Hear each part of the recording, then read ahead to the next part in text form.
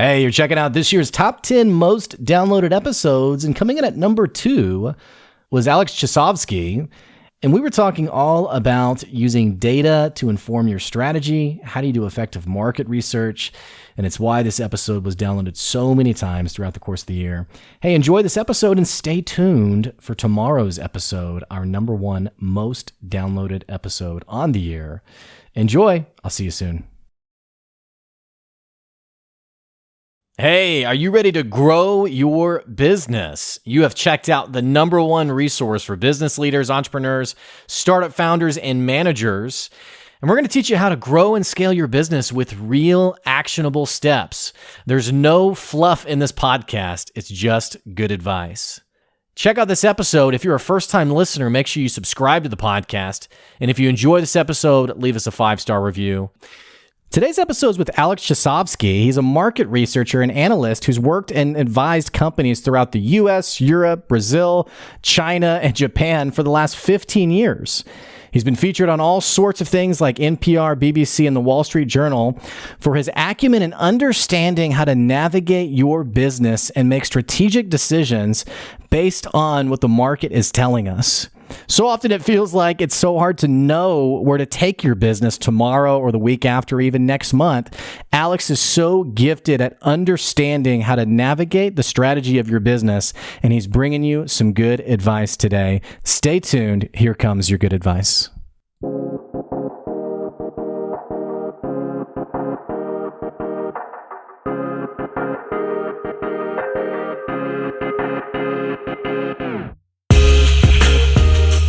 Hey, thanks for checking out another episode of the Good Advice Podcast. Sitting down with Alex Chausovsky here from all the way in New Hampshire. Alex is the ITR Economics Senior Consulting Advisor and a sought-after keynote speaker. He's highly experienced market research and analyst with more than a decade of experience in subjects that include macroeconomics, industrial manufacturing, automation, and advanced technology trends. He's consulted and advised many companies throughout the U.S., Europe, Brazil, China, and Japan for the last 15 years, and he's been featured on NPR, the BBC, and in the Wall Street Journal. We're going to be talking a little bit about business strategy today, economics, and really how do you manage your business to greater profitability. Alex, it is so exciting to have you here today.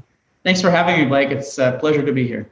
Well, it was a little challenging getting through that intro, but we did it. And so I'm excited now to sit down and chat a little bit about what you're passionate about, and more importantly, to give our listeners some real actionable advice for their business. Yeah, me too. I think with everything going on in the world around us, we tend to allow emotion, fear, and some of the noise to drive our decision-making. And I'm here to help people cut through all that, rely on good quality data and evidence to make their business decisions, and really at the end of the day, be a data-driven decision maker, which is what you have to be right now to cut through all of that.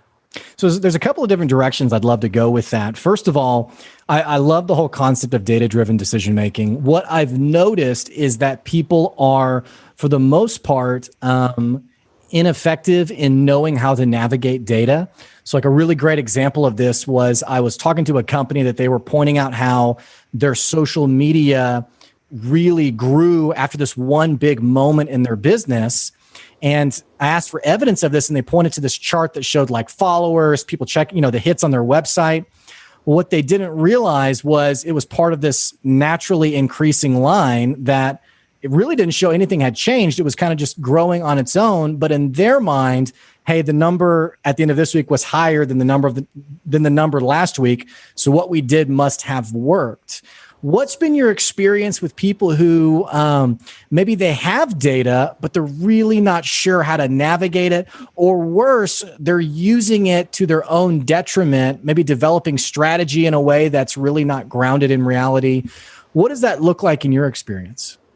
So there's many ways of looking at this. I think the example that I can talk to that is probably the most egregious case for a misuse of data is what we all hear about in terms of the macroeconomic performance, like GDP, for example. So the way that the U.S. government reports on those figures is they are seasonally adjusted, annualized data. So if you remember when we were talking about the second quarter number, we had these horrific a contraction of 32.9% annualized. And, obviously that drives a lot of emotion and a lot of fear in people's minds. And so they tend to overreact, and they really tighten that belt, and they, hoard cash. They don't want to do any kind of investment. But the reality is, you have to understand what drives the way that the government looks at that data. So they're essentially saying that number is, if you compare the second quarter of this year, when we had a full shutdown of the economy because of the pandemic,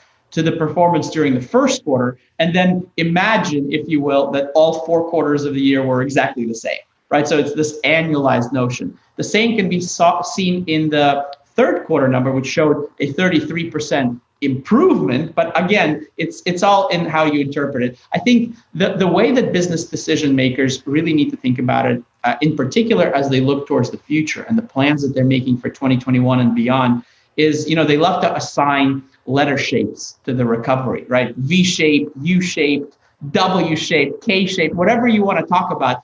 The reality is that is largely a function of math, right? The rates of change if they go very negative, then they're going to be very positive in the second quarter of next year when we don't have a full-scale shutdown of the economy. And so the focus needs to be on how long do we actually think that it takes the economy to fully recover from the pandemic and the downturn that we're in right now. And, when we look at whether it's from a GDP basis, that's more of a consumer side of the economy, or the more industrial basis, kind of manufacturing and heavy industry, oil and gas, we're talking about a couple of years before we dig ourselves out of the hole that we find ourselves in. And I guess the last point that I'll make on this question is about company-specific data, right? The decision maker and management teams, large and small, what they tend to do is they look at their performance for the year as a whole. So they'll look at all of 2020, they'll compare it to 2019, and they'll make really important decisions based on the growth number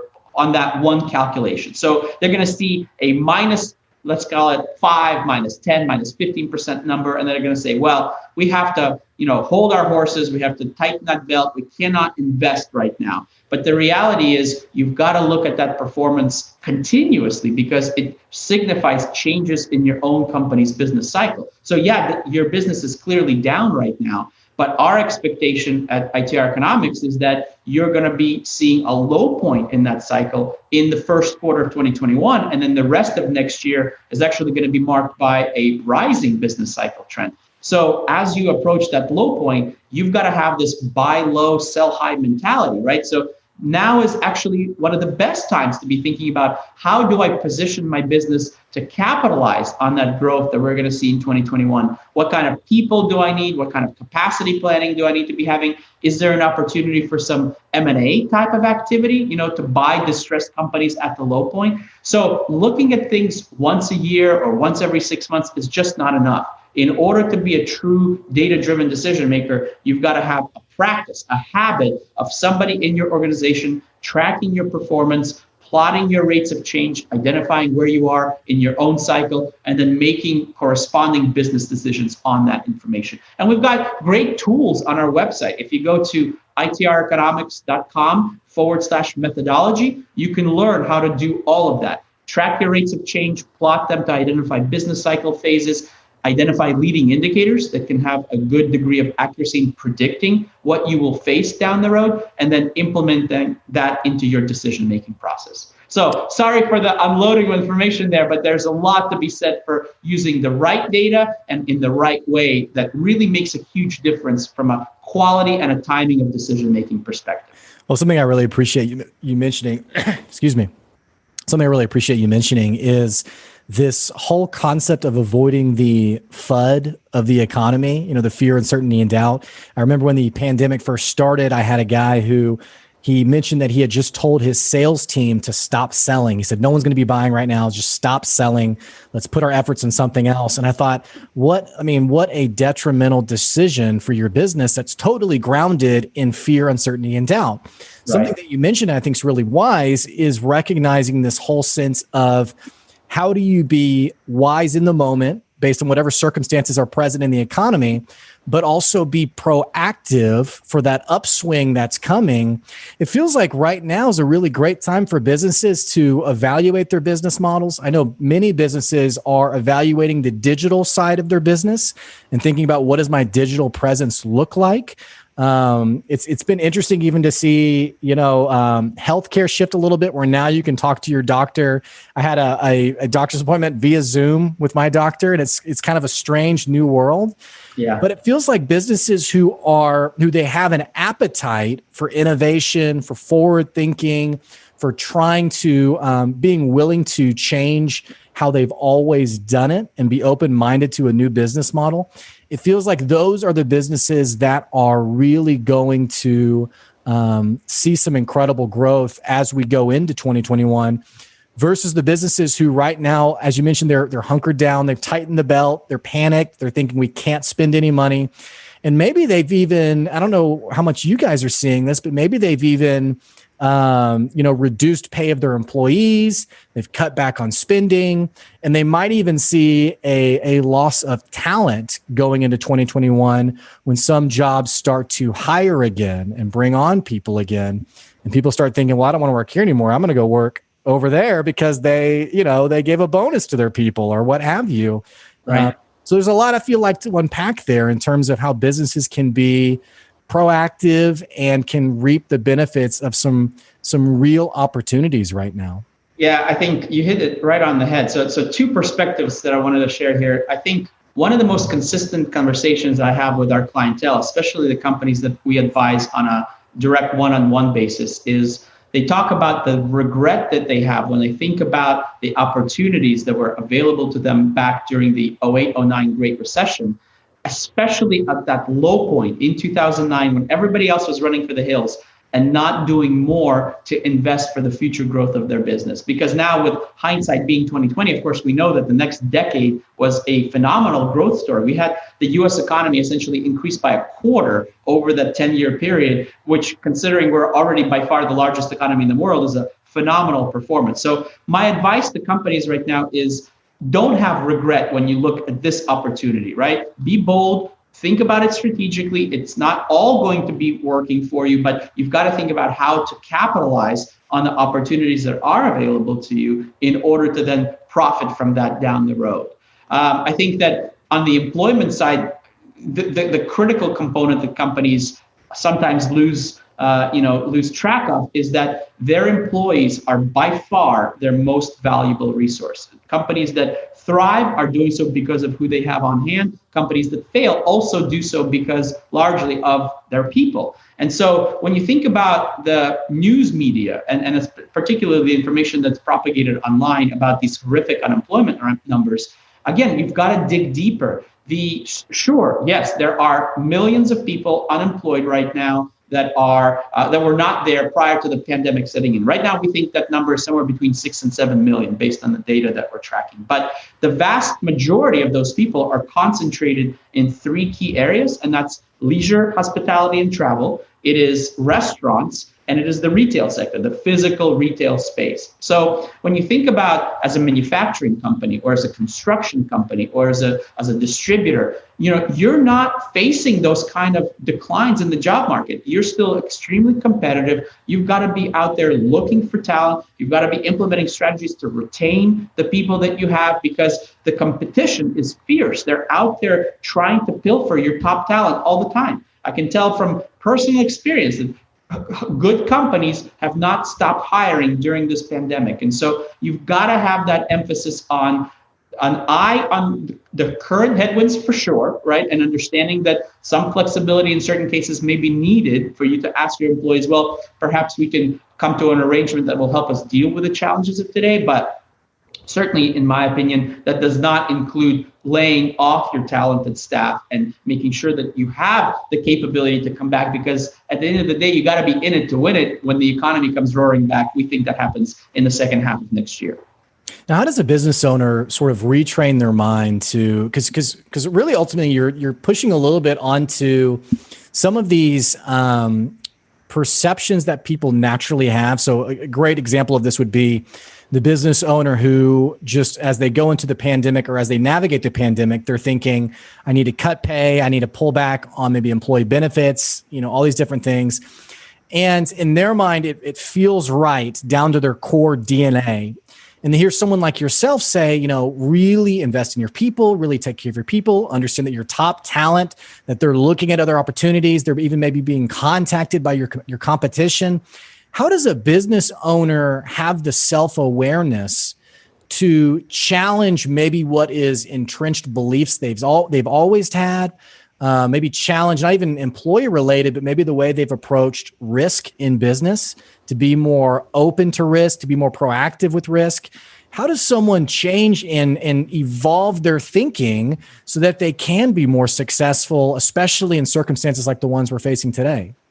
Well, I think in particular, when you look at the dominant presence within, the management teams of companies all across the country, I think it's fair to say that the vast majority of them are baby boomers, right? They're kind of the mindset of we've done it a certain way for a long period of time. We need to continue to do so, or else there's going to be bad things happening, right?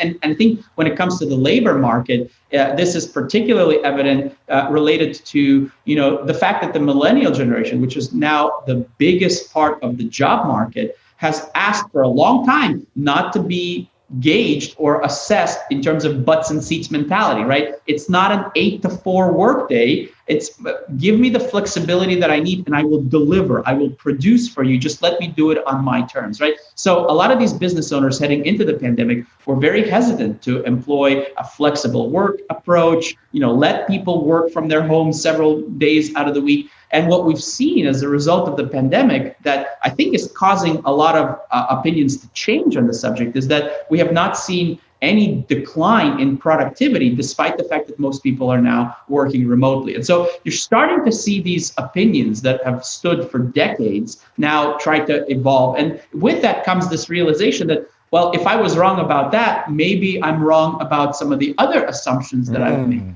And so I'm encouraged by that, right? Because I think especially as we have this generational retirement of the baby boomers. By the way, 10,000 of them retiring every day for the next decade. It's phenomenal what's going on in that demographic perspective. But as they retire and as the Gen Xers and the millennials step into those roles, I think there is going to be this reflected mentality of I need to challenge my assumptions and assertions. And that rolls out to a wider scale of decisions, including cutting pay. Now, I think it's important to recognize that there will be times when companies might need to ask their employees to cut pay, but it comes down to the way that you communicate with your employees. Rather than just being unilateral in the decision-making, just basically telling them what will happen, it's got to be more of a partnership between employer and employee, right? You are two mutually beneficial kind of entities. And if the employee believes and buys into the vision and the goals of the company,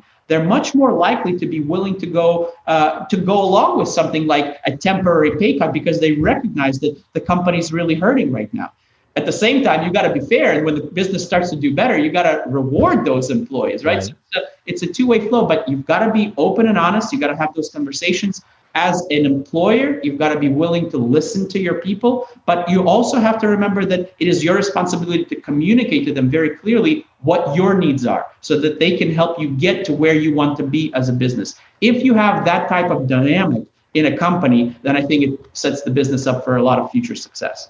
Well, I think of two actual companies that I have been learning about over the last 3 or 4 months, both of which cut employee pay during the pandemic, as many companies did. One of them, this last 6 weeks to 8 weeks, they have totally boomed in their business.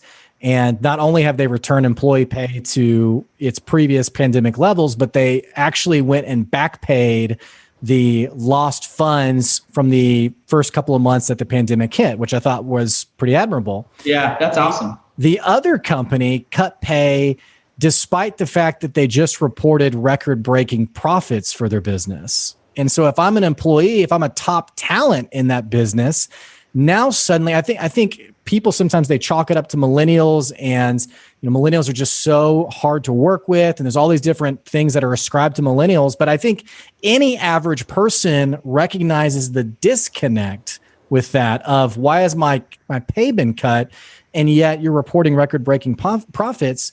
It feels like some of these things you don't need a business degree to really understand. Some of these things feel very basic to business, and they feel part of like the core DNA of how you run a successful business, i.e., take care of your people. And yet it feels like day after day after day, I know me personally, I've had no shortage of content of what not to do with your employees, especially during the pandemic. Why does it feel like this disconnect is becoming more and more common? It's particularly interesting to me to talk about in the sense that when you go to hire the people that work for you, you're looking for the creme de la creme, right? You're looking to hire intelligent people that will make the best decisions for your business and will produce the most. And then it's fascinating to me to watch these companies then treat those people as if they're idiots. It's like, right. You talk about the average guy, but most people would say, the top performers are the ones that are most acutely feeling that disconnect that you talked about. So I think that, it's really, really interesting with the kind of some of the demographic changes I mentioned and the advent of younger, more data-driven, more analytical people into the workforce, that we are processing information in a very rapid, very holistic way relative to what was expected. You think back to the 80s and the 90s and even the early 2000s. I mean, the world of business has fundamentally changed since 2007 when the iPhone was first introduced, right? It's only been 13 years, and yet think about how different our day-to-day lives are today than they were 15 years ago, right? It's absolutely shocking. I am on the road all the time, traveling. I don't even know where I'm going or where the presentation is until I land in the city that I'm traveling to. And so I think this processing of information and the analytical aspect of today's job force relative to where we were a pretty short time ago is partly why it's become more and more glaring to us when companies behave in this way, right? We're a lot less sheltered, we're a lot less living in a bubble, and we're much more exposed to the world around us, which is why we tend to notice these things, right? But I think that reality is even before that was happening, the smart people, which are hopefully all of the employees that you're hiring for your organization, don't try to pull the wool over their eyes. Be honest with these people. They will respect you for it, because when you do not, I've seen this time and time again, the morale suffers, the performance of the business suffers, and then nobody wins. So you've got to take this very open and honest and direct approach. Even when it comes to things that are traditionally taboo, like compensation, for example, most of the millennials, I think the last figure I saw was something like over 55% of millennials have no problems whatsoever openly talking about their compensation. So you've got to recognize that it's not just about that annual, inflation-driven wage increase that people are expecting. If you expect them to perform, you have to be willing to reward them, because if you don't, they're talking amongst themselves. The cat is out of the bag, if you will. And so the more honest and the more direct you can be with your people, the more they will respect you, and the more they are likely to be bought into the goals of the business and help you get to where you want to be. I've even seen it in levels of transparency around the P&L. And like really letting your people know, hey, this is how our company is performing. This is what it's looking like. And not that you necessarily have to be as transparent of literally every account, the minutia of your business, but letting your people understand, like, hey, this is what's happening with the company financially, and this is how your efforts are driving the revenue of the business. I know, speaking as a millennial myself, it's powerful when you're able to see that direct line of connection between my work today, my work this week, my work this month, and how that affected the business as a whole. I think that's what people are looking for. And it almost feels like the shifting of the guard, so to speak, where you have more and more business leaders who are innovative and proactive in being comfortable with that level of transparency, versus maybe the old guard of, well, that's above their pay grade. They don't need to know that kind of stuff. They don't deserve that. And even kind of getting into kind of what you implied of you've hired these incredibly talented people, and yet sometimes we treat them almost like with kid gloves, or almost like they're not reliable to handle information in that way. On the same token, it's a bit exciting to see where we go from here, right? In terms of like what does the workplace look like post COVID, which I know I have no idea what it looks like. What are some of your thoughts there? So one of the core principles that I've observed over my career, and to give you a little bit of background, I actually was born in the Soviet Union. I lived the first 10 years of my life in Kiev, Ukraine, which is now the capital of that country, but before it was part of the USSR. So I came to America as a 10-year-old kid. I fell in love with capitalism and, all the things that are wrapped up into that. And just absolutely incredible to me that America, I truly believe this when I say it, that America continues, despite all of our problems, to be the best country in the world to live, to raise your family, and most importantly, to become the best version of yourself, right? There is so much opportunity here. If you're willing to work hard and do things that other people aren't willing or able to do, then you're going to make great strides in terms of your own development. But this principle that I mentioned, it's this notion that people behave the way that they are incentivized to behave, right? So you've got to give people a reason to want to do well. So when you look at compensation, just as an example of this, creating that direct link between what a person does and being able to see the results on paper will only motivate them to perform better for you, right? So that's the kind of thing that you want to encourage in your employees, and incentivizing them to do that with whether it's small rewards along the way, maybe it's bonuses at the end of the year, or some other sort of incentive program. It doesn't always have to be financial, is a great way to align the desires and the goals of the individual with that of the company. And that's what I think companies need to do as they look to the future. What does the world of work look like in the future? I think the companies that recognize this behavior as people are incentivized to do and capitalize on that are going to surge and outperform the companies that continue to fall into that category of, well, this is the way we've always done it. We're not going to be breaking that previous trend. They're going to get left farther and farther behind. And you see it today, in the tech world relative to some of the more traditional industries, the manufacturing domain, construction. These are kind of the bulk of the businesses in the United States. The trajectory of growth, right, is totally different for what those companies are. And their approaches to the way that they treat their employees are also quite different. Is there a coincidence there? Not sure, probably, but I'll leave it up to the audience to decide for themselves. Yeah, well, and it's even interesting. I talked to a business owner one time who his perspective on like incentives, and I love this topic, by the way. There was I can't remember if it was a real estate firm or what kind of firm it was, but they had given out massive bonuses over this last holiday season, and some of their employees got bonuses as high as $50,000, which is just so unprecedented in today's culture.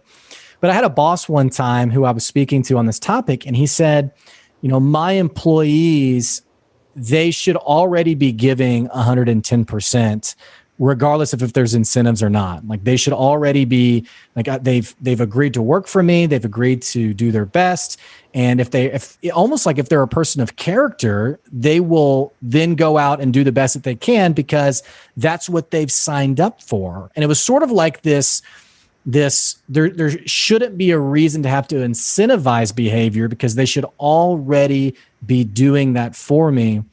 What's your response to that kind of comment? I think one of the things that has struck me about many of my fellow Americans is the propensity for people to get to a certain point in their career and then plateau. They basically put it on cruise control mode, right? They don't have the hunger, the assertiveness, the desire to continue growing, whether it's in knowledge or compensation or skills or whatever it may be, right? So when you look at the propensity of the average Joe, if you will, to kind of get to a place of comfort and then plateau from that point, that really goes against this mentality that you just described on the part of the business owner, that there's going to be this idealistic approach that I'm going to do my very best no matter what, right? It's a perspective that I think does not reflect reality. And the reality is very simple. It's that, people, again, will behave the way that they are incentivized to behave. So if you want to drive a specific kind of action or behavior, you've got to give people a reason to do that, right? Because I think a lot of people will kind of just do the bare minimum, and as long as they're meeting the requirements of the job, then it's going to be okay, and they're going to continue to collect that paycheck and live their lifestyle. But if you want to really get the best out of people, you want to motivate them, you want to give the reason to do that.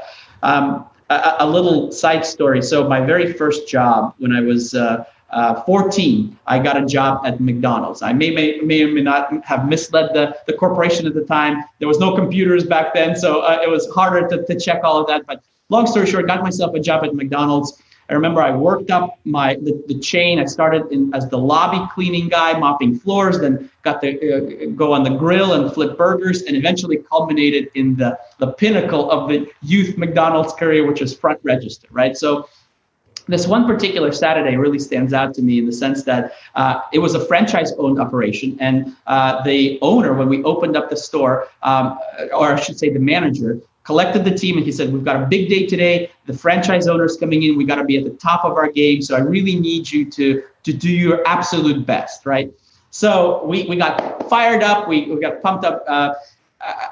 At some point in the morning, this was in Dallas, Texas, by the way, so very mild weather. Keep that in mind as I tell the story. At some point in the morning, a woman comes into the restaurant with two small children, maybe 2 or 3 years old. And I noticed that the kids are wearing only diapers for some reason. Strange, I know, I try not to judge, but I proceed to serve them their food, being that front register employee. And then they go into the restaurant and sit down in the lobby and start eating.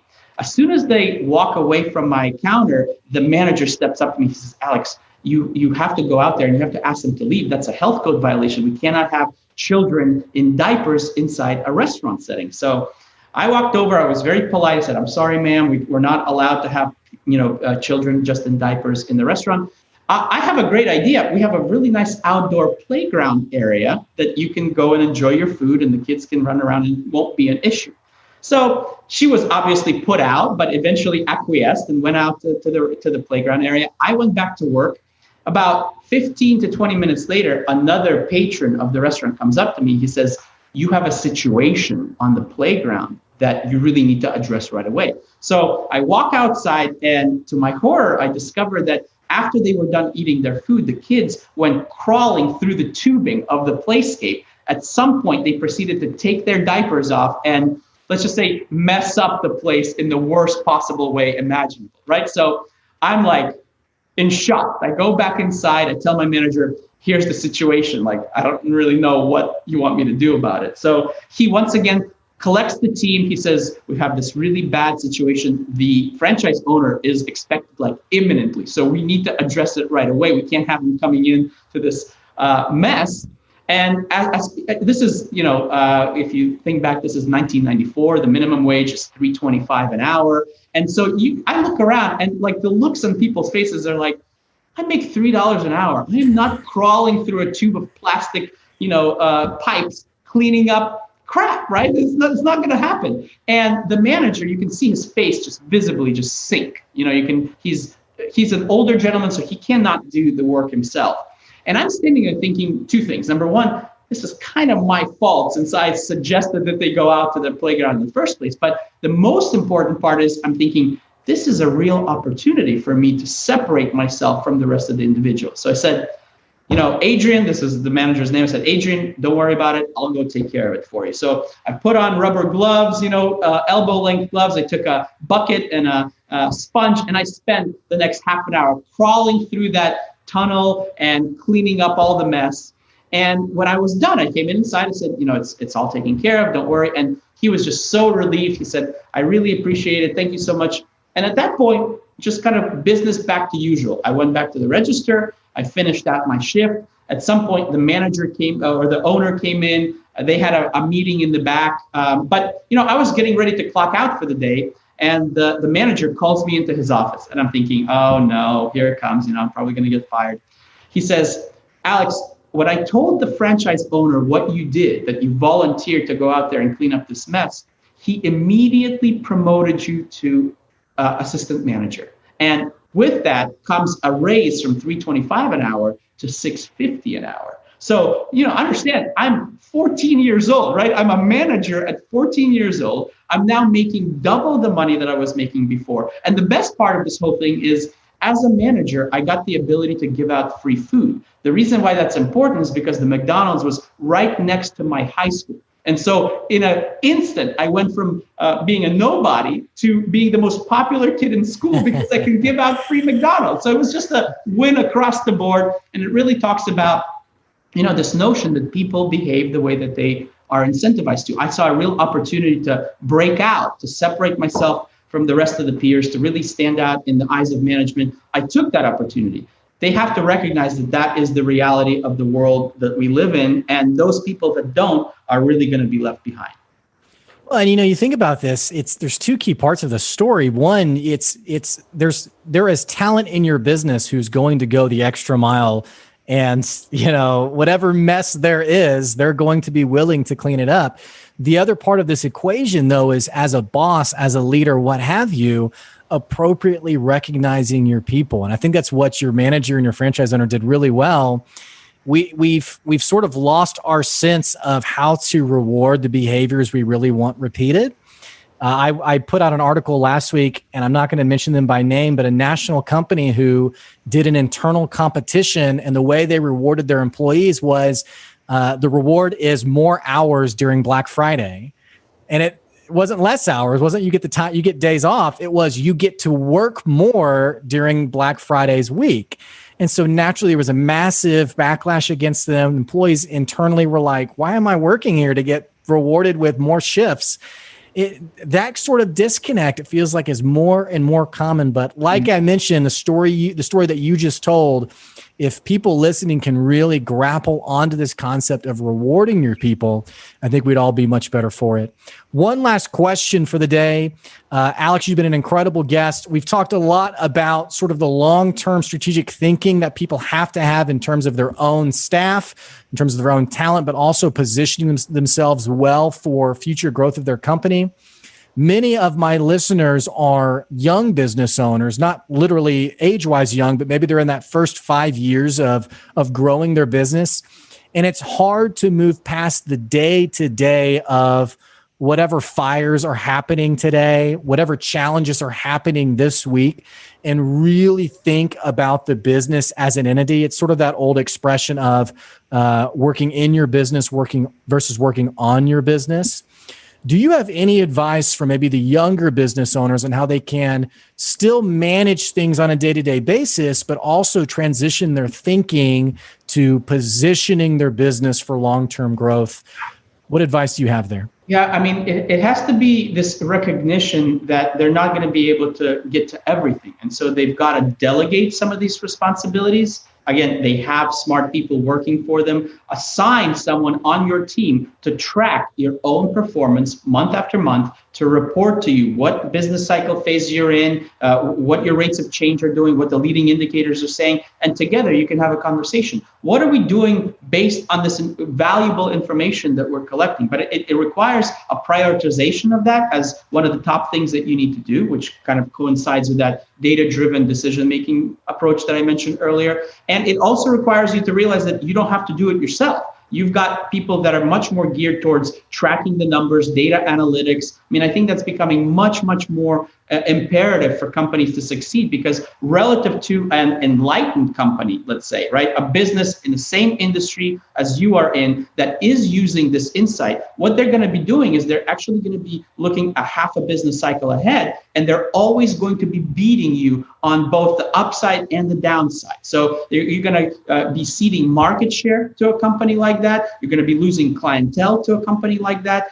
And I think they're going to be more in tune with the needs and desires of their customers, allowing them to develop new products and plug holes in their product portfolio and all of the things that go along with that. So it's not just limited to tracking your own sales performance. It is a broader mindset that data is all around you. The companies that leverage it are going to be successful. The companies that don't are going to be left behind, as I've said multiple times already. And once you accept that, once this notion gets through, then you can actually prioritize it and give it the resources that it deserves. Because at the end of the day, business leaders, your number one like initiative, your number one concern is the deployment of the resources of the organization. And it applies in all areas of the business. Your sales team needs to know which of your vertical markets are going to be the lower hanging fruit, which ones are going to be tougher to close sales in. Your marketing organization needs to know, how do I tailor my marketing content and my promotional items to target a specific subsegment of my business. All of this stuff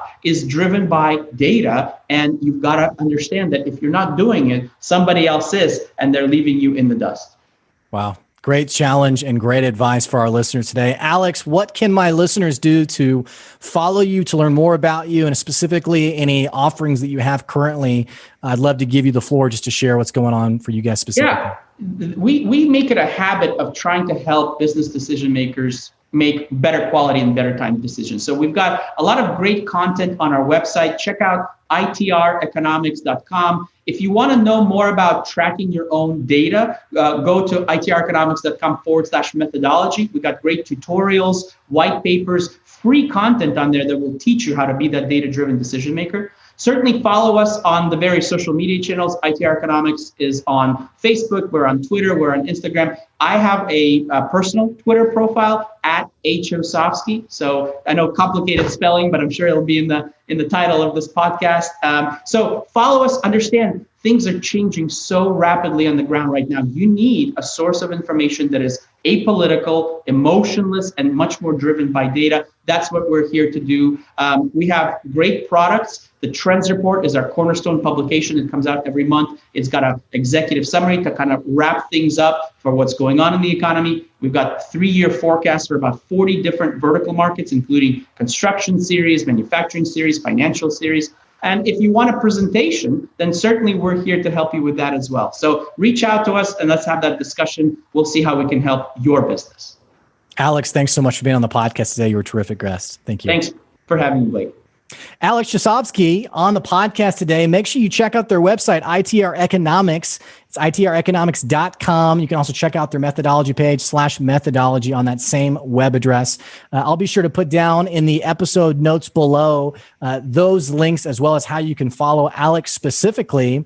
Also, hey, if you've never checked out the podcast before, what the heck you waiting on? Click that subscribe button so we can keep bringing you good advice wherever you are. And of course, be sure to leave us a 5-star review. Hey, don't forget, we are on Patreon if you want to support the podcast. If you want to be a sponsor of the podcast for as little as the price of a cup of coffee, you can support the podcast and all the good work that we're doing. That's patreon.com/goodadvice. That's all we have for you today. Thanks for tuning in. We'll catch you later. See ya.